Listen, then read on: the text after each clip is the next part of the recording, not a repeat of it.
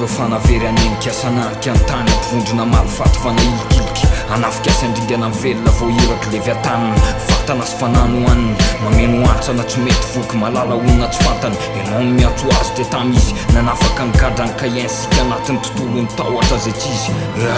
mafy niady mafy mangidy anatin'ny tontolony aizina no ifampitady de iny aina atao hita lasa sahady ifanena amin'ny fanahy vatana de samy manana ny lalany de iny lahatra fa mikopakopa tanana ifototra daholo izongozona avokoa maizim-bolana manjato taonany tsy manam-poaro maizina maty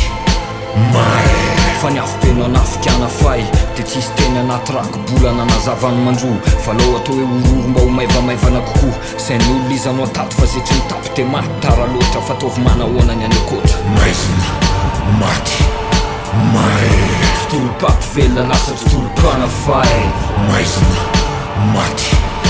mare ny fanahy iverina tsony fa lasa mandrakizay maizina maty mare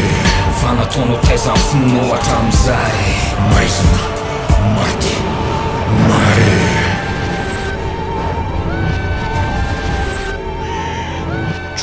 tsontina angano fa hitan'ny fantana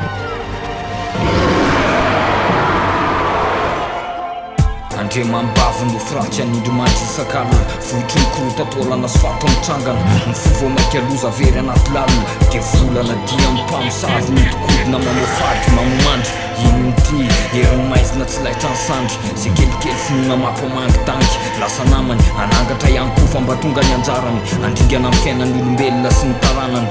itaingina soavaly atsatra amafy fahoriana tsy mitrahatra antso vondry tsy mandaitra so aizy zay zao aizy samy manao zay mahafitra ny tena ny osakaiza sopapa ny fahafahana tsy omeny afo filozofia maha olombelona fa namivadika fafo na midy de lafo tsy salasala ny moara napaka ny tady-piainana lasa any amin'ny farinafo iady varotra ny tena efa tsy anony tena aza mana-tena apatsahivoko fa ny fanahanao natakalinao vola makarena tsy mivozonana na ny terena fa menao maizina maty mare tontolo-paty velona lasa tontolo-panafay maizina maty mare ny fanahy iverina tsony fa lasa mandrakizay maizina maty mare fanataonao taiza ny finonao hatramizay maizina maty mare zay marefitra fanamo anay